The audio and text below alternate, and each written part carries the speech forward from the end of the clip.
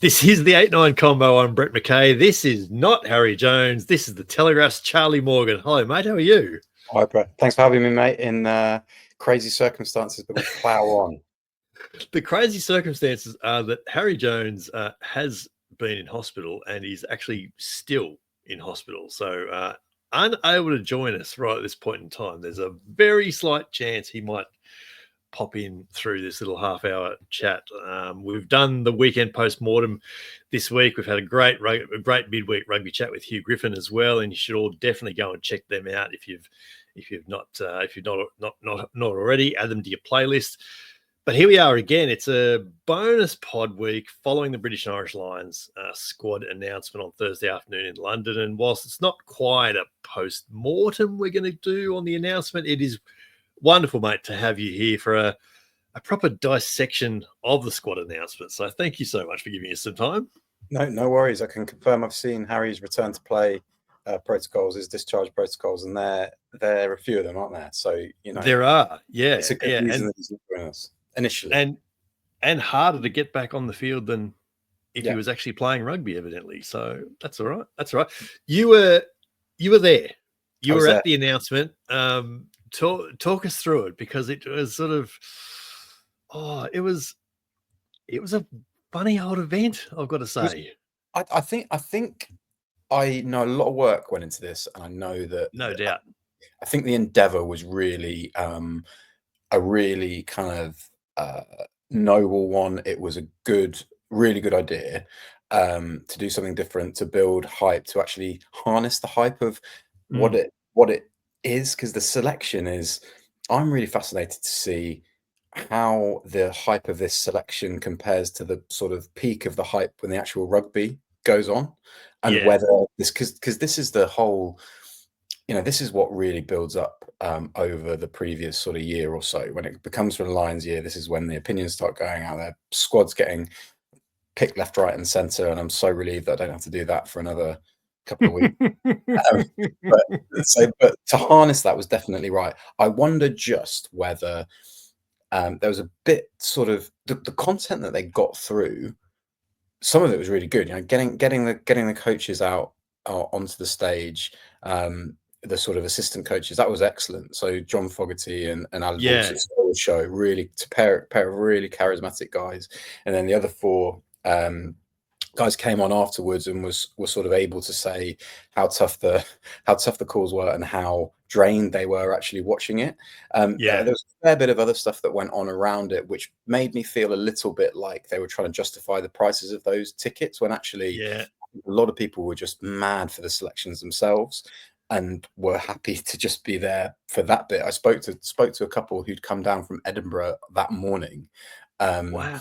And amazing. And they were going to Australia this summer to follow it. And they were saying how, you know, that we missed out 4 years ago where in South Africa because of the COVID protocols and stuff. And we're just desperate to actually make the most of all of this. It's funny. I'm wary of readers reaching saturation point with Henry Pollock and my writing, but it was quite funny. It was quite funny that the first two fans I asked, or badgering fans as they were going in, just to kind of get a feel of what they were thinking, and saying, you know, which sort of names are you looking forward to which names are you hoping come out? Henry Pollock. You know, really? Okay, so there is can't escape it. This supply that I'm giving, there is a demand for it, which was good. I actually I think this is interesting, but our WhatsApp group was sort of we were pinging back and forth with the South Africa sort of unveiling in 2023, the World Cup one, how brilliant that was and how much euphoria there was there. I was actually speaking to one of the guys who worked on that, who actually said, well, it was massive logistical operation because nobody knew the squad hadn't been officially unnamed, but we got all the players there. And if you think about what that operation, so they were getting unveiled, and it was a, oh wow, he's in and he's here, and obviously that is just infinitely harder with the Lions because of the logistics involved. And then also you've got the fact that I think the Lions selection is more divisive because they're those four competing nations. So actually, if they were, I mean, it's horrible to single him out, but if Owen Farrell was there and his name had been picked, I can't say what that atmosphere would have been like Very because it was clear coming through the broadcast on the Lions YouTube channel that it was I think it was a very local crowd, even dare I say a very Saracens crowd, because the Sarries players were really cheered, weren't they? They were in the front. There's a guy just in front of us who was cheering incredibly loud at every Ireland pick. Every Ireland pick, properly screaming his lungs out. And so that was kind of, I was like, geez, so maybe that's how I felt. It was definitely heard those Saracens guys. Yes, definitely heard him. There was the sort of reaction to Finn Russell was palpable relief, which is really interesting. There was sort of, I actually thought, well, maybe get into this later. I actually thought that the Challenge Cup semi-final against Edinburgh, I thought that he'd given the coaches enough not to pick him, if that makes sense, just because you did a few things were a little bit, and I'm a huge fan of his. I'm very glad he's going. I always would have had him down to go. I just think if they weren't going to pick him, and with this Johnny Sexton dynamic, that was all a bit kind of funny. And those two are going to have to kind of kiss and make up.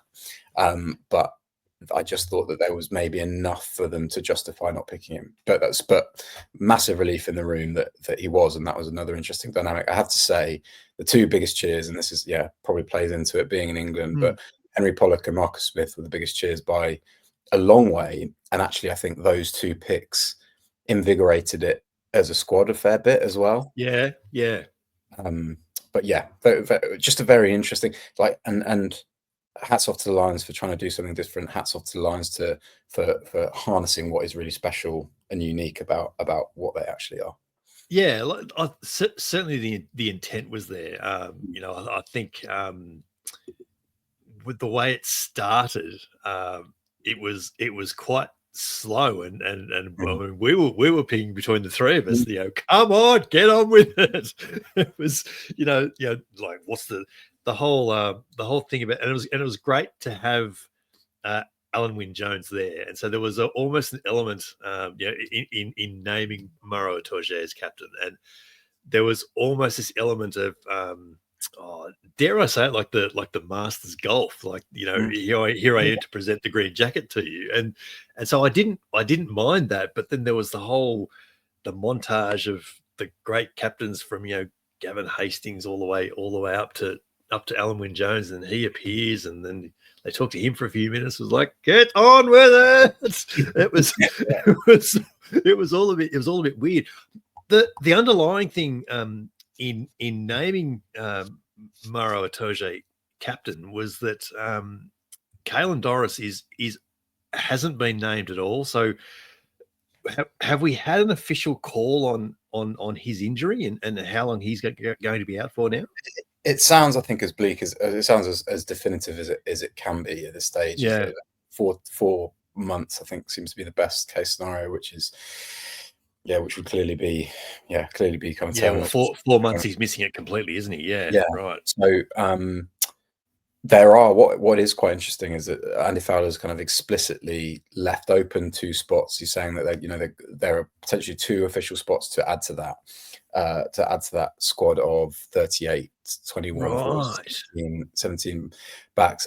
But what was quite interesting was that he mentioned that was in response to a question about Owen Farrell and how close he was. And I think the kind of reading between the lines, I think he would quite like Owen there as that senior fly half stroke 12.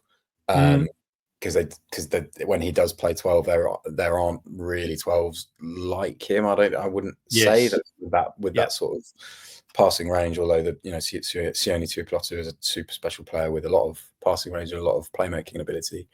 But so that he was a player. He said that Owen Farrell wasn't alone. There are other players that could potentially prove their fitness and then get added.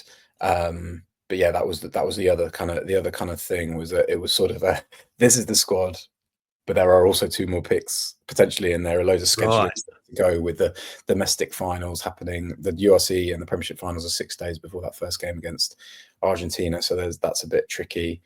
Interesting that Blair Kinghorn was the only guy based in France to go, which suggests to me that he has the best chance out of those guys making the tests. So yeah, all in all, sort of again like it's just as ever like a stepping point off to more discussion, but nice to sort of throw the focus a bit. Yeah, and that's maybe a surprise to me. We'll come to that in a second. Maro Itoje then officially named as the captain, and that was all quite well done. It was great that he was there on the stage. Ultimately, with Doris out, it was really a one-man race after that, wasn't it? Yeah, he'd been the bookies' favourite for a little while since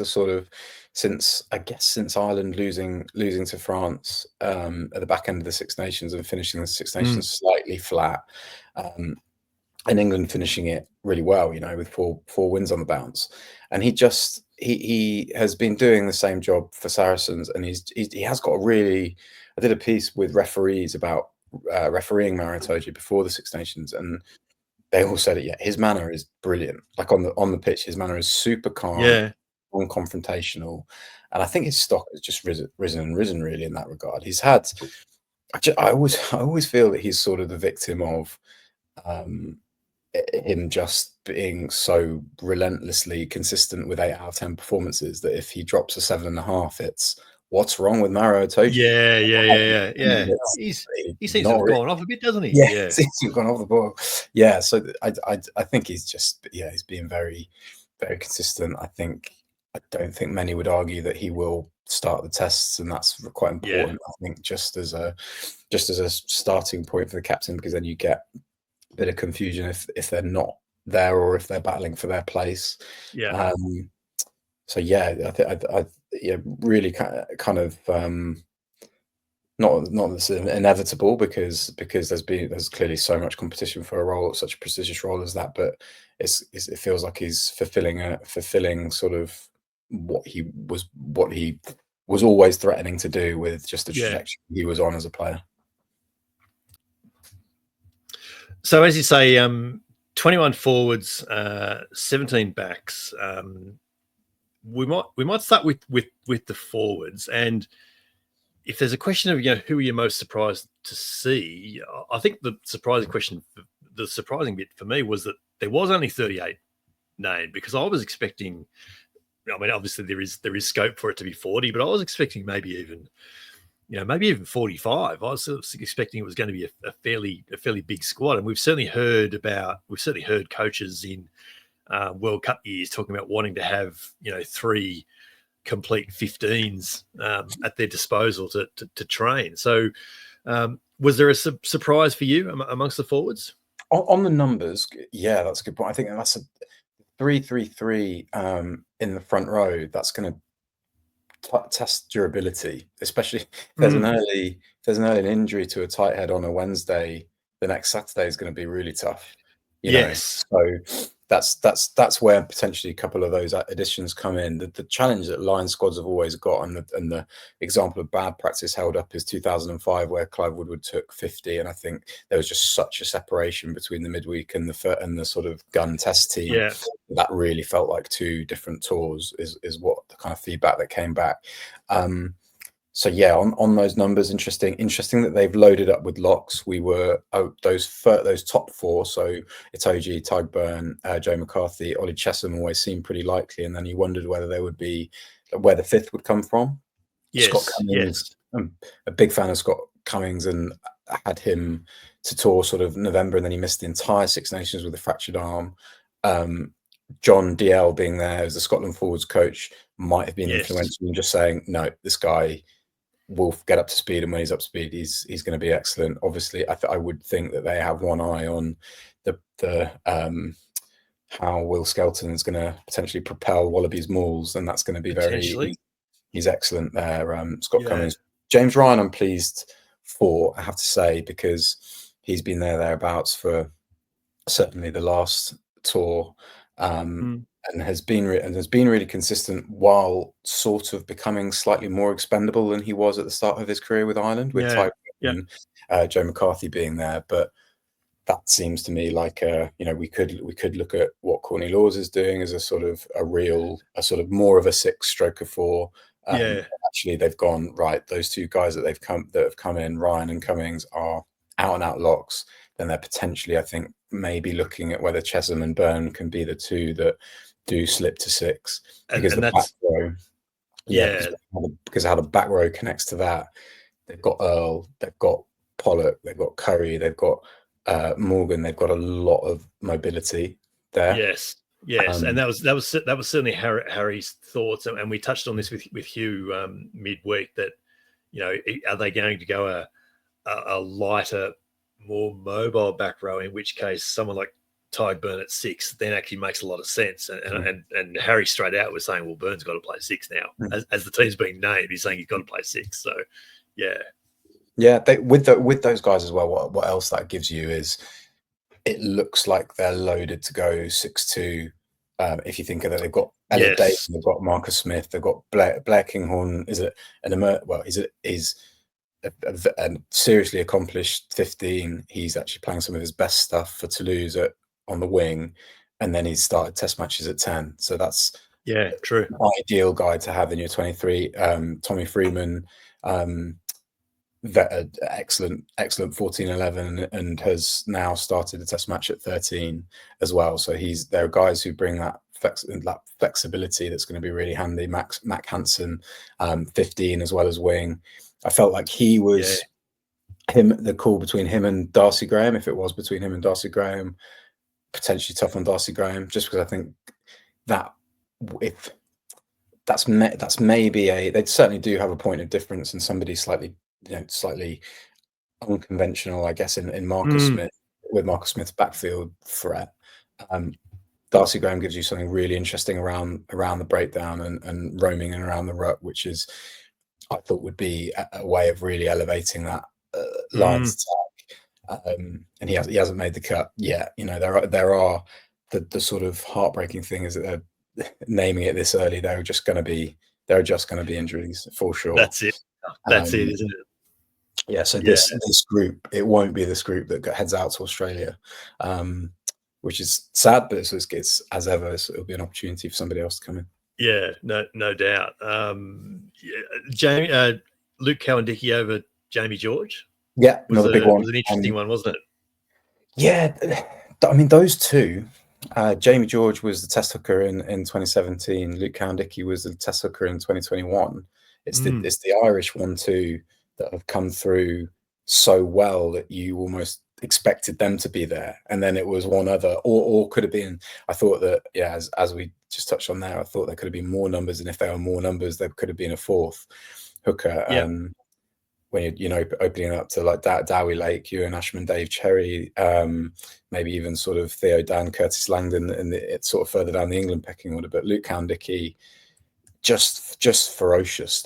So tough in the tackle area, so tough over the ball, sort of renowned as a super strong scrummager, and it's funny because that's something that us as punters, whether in the stands or sort of watching them telly, you have to be told that. You have to be told that by the guys that scrum with him and the scrum coaches that go, nah, I need Luke Cowan-Dickie in a strong scrummaging pack. And same with Jamie George, to be fair, but there's just a lot more maybe than meets the eye sometimes with Luke Cowan-Dickie. I think he's just I mean this in the biggest compliment possible. He's thoroughly unpleasant to play against, and I think that goes a long way. That's a great way. That's a great way of putting it. So 17 backs. You've mentioned Finn Russell already. Who were you most pleased to see there? I think Finn Smith to absolutely botch a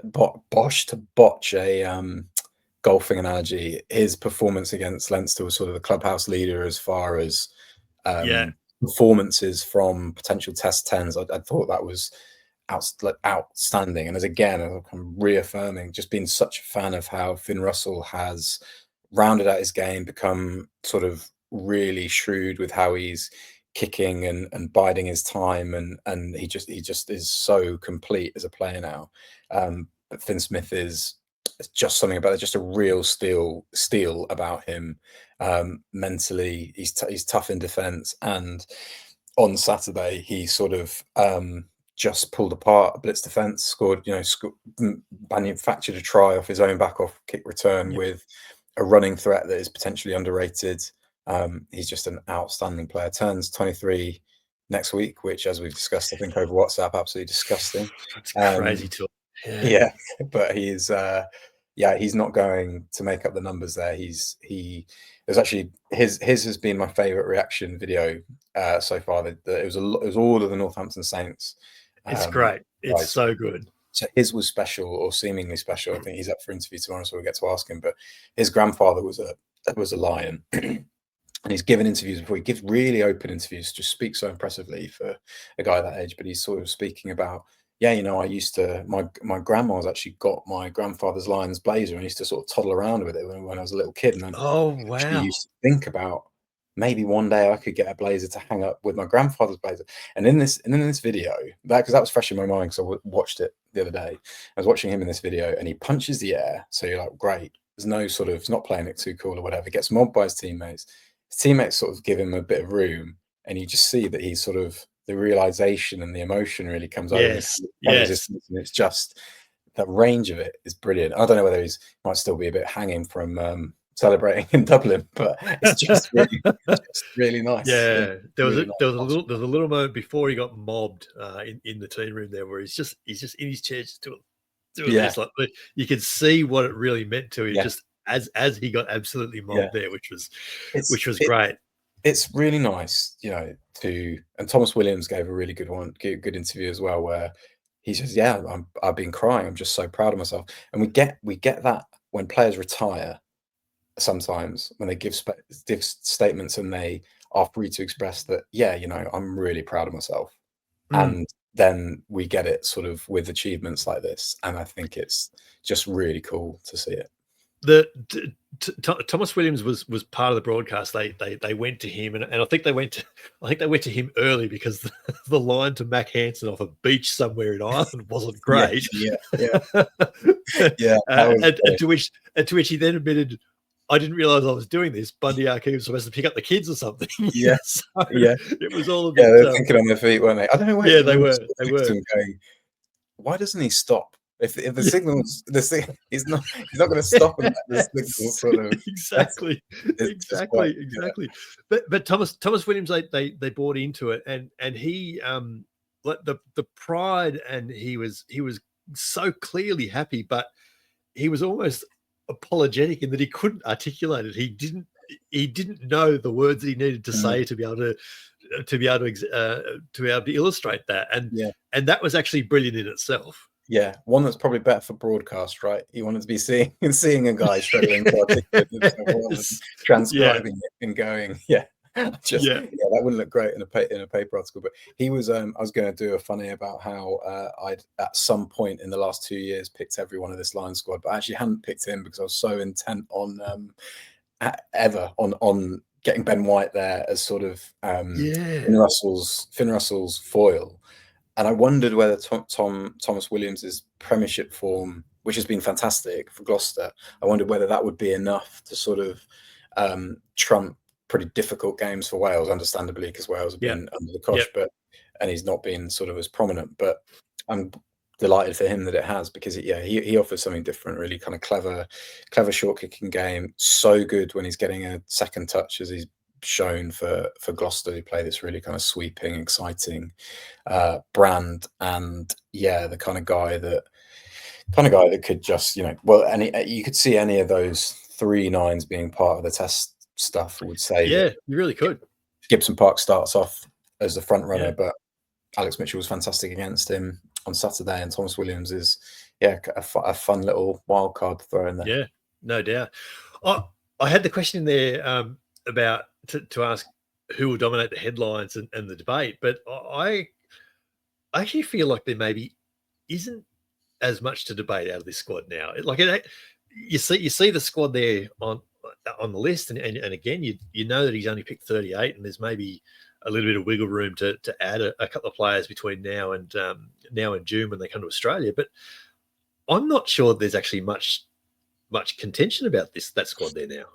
No, I would say Elliot Daly is a quite divisive figure, okay. sort of like curiously so. I think when you if you took his name away and listed his achievements, you'd be like, well, obviously that guy's going. You know, he's got 5 tests. He got 5 tests for the Lions, including, you know, I think he started in 2 different positions, 13 and 11, and he started the last 2 games of England Six Nations when they actually kind of got their attacking flow going. He's still got a booming left boot. He's still got a bit of an outside break. Will Green was our columnist and just spoke about how his sort of intuition, his versatility, logistically playing in loads of positions is really important when you've got 2 games in a week. But his intuition when sort of knitting together a backline and getting guys playing together is really important, and something you wouldn't necessarily appreciate unless you're out on the training field with him. So yeah, he was kind of, yeah, it was.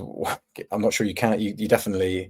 We're going to retire. We're able to retire the word bolter for a little bit now, but if you could be a 3-time tourist in the bolter, he would be closest. Yes, that would fit. Yeah, but he actually strikes me as someone who, you know, thinking back to 2013 and how important Lee Halfpenny was. Elliot Daly coming on in the last half an hour of a test, you know, wearing number 23 to kick penalties anywhere from 40 meters out. Yeah, could be really, really interesting.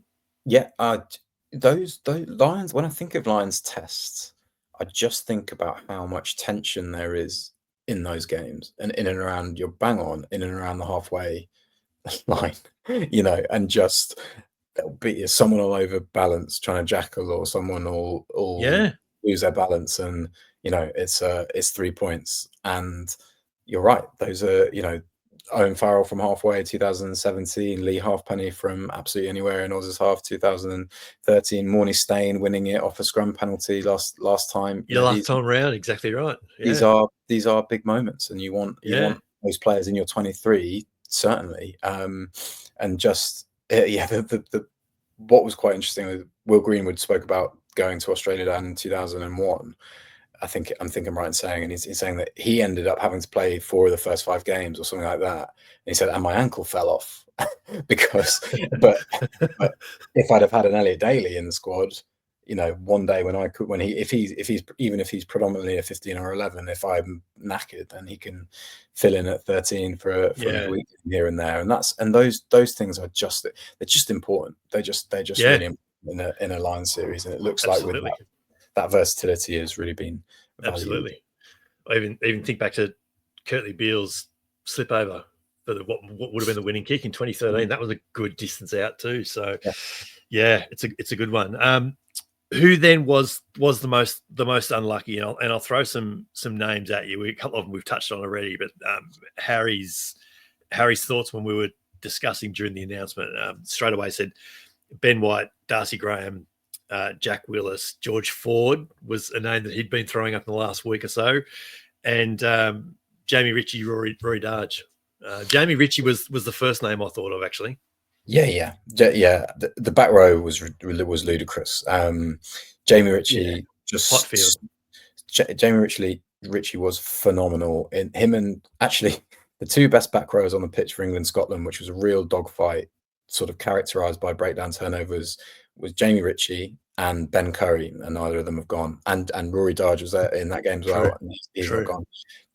Ben Curry, a horrible theory about this was horrible sort of sliding doors moment, which is that Henry Pollock scores his wonder try against Sale, the one where he chips the fullback by initially barging through Tom Curry.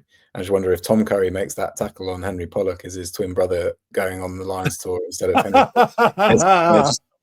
I almost need to express it. It's just so it's been in my head ever since it sort of happened.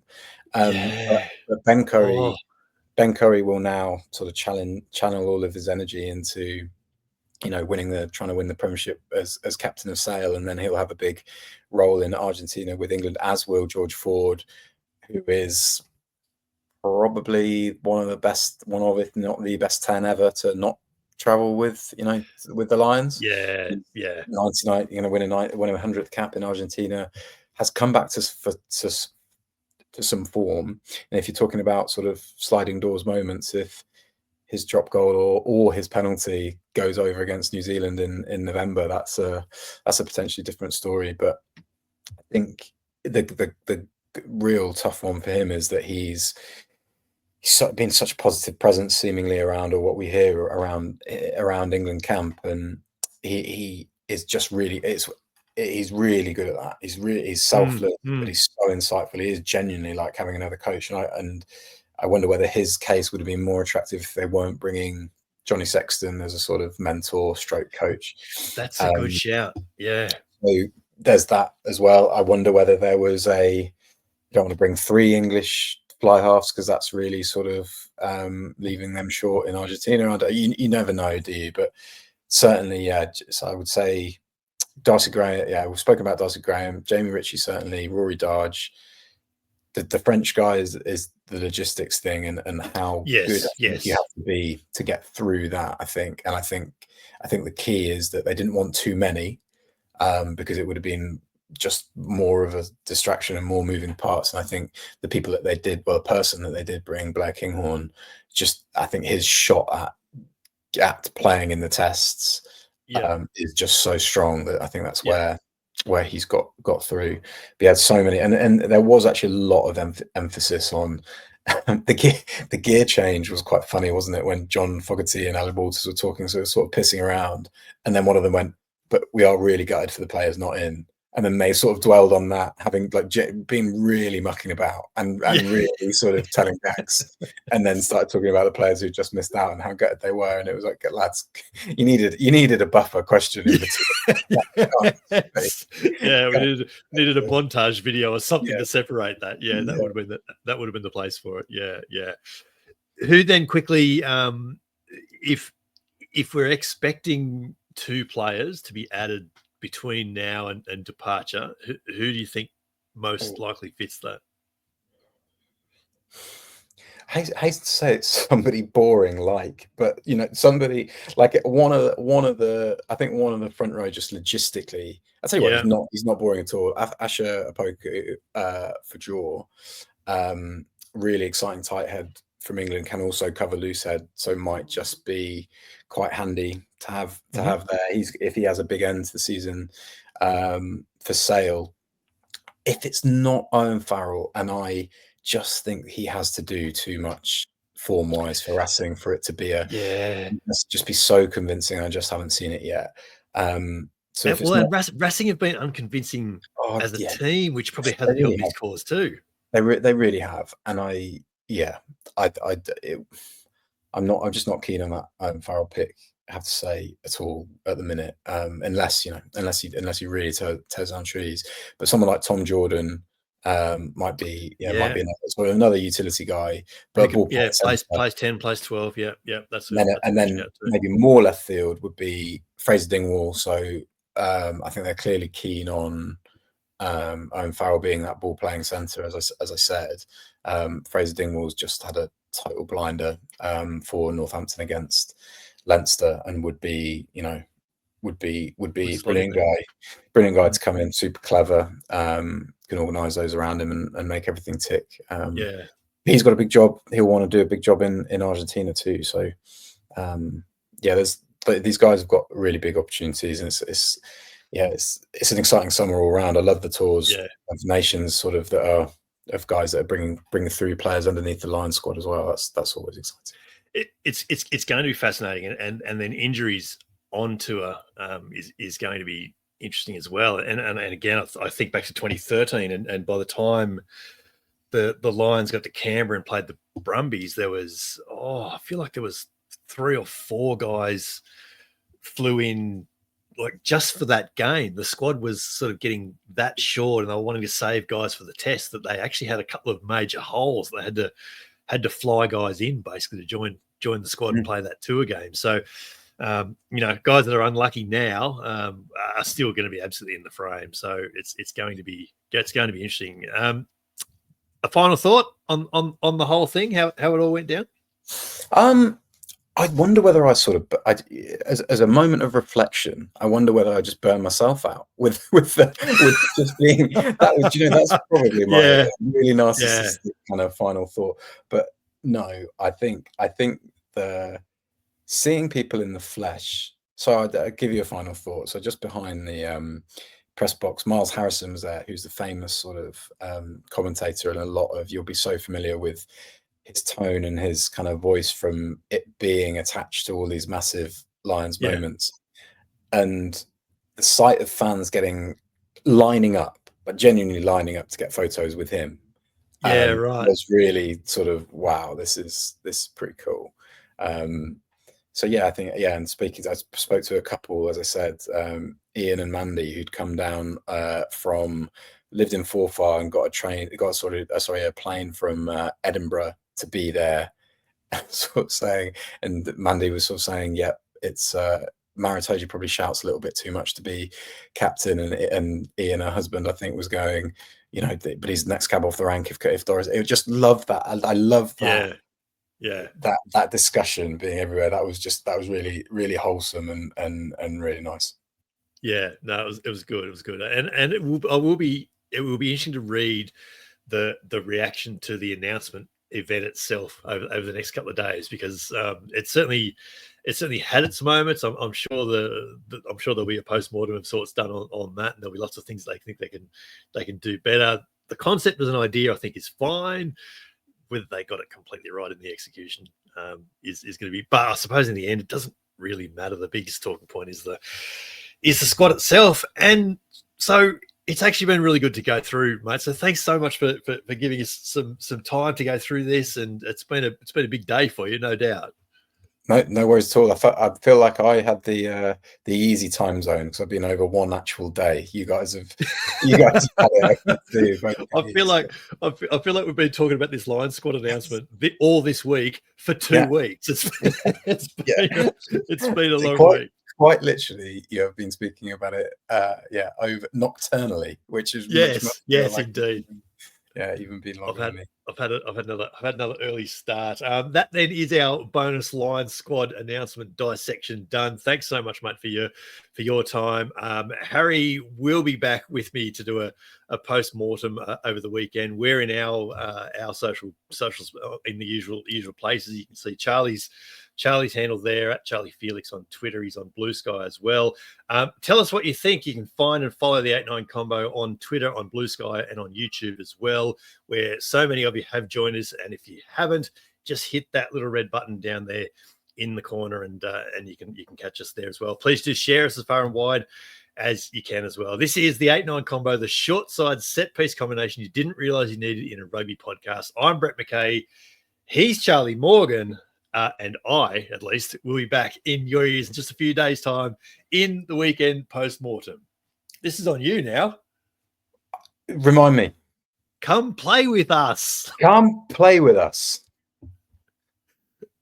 Excellent. Do you know what? As soon as you start, go on.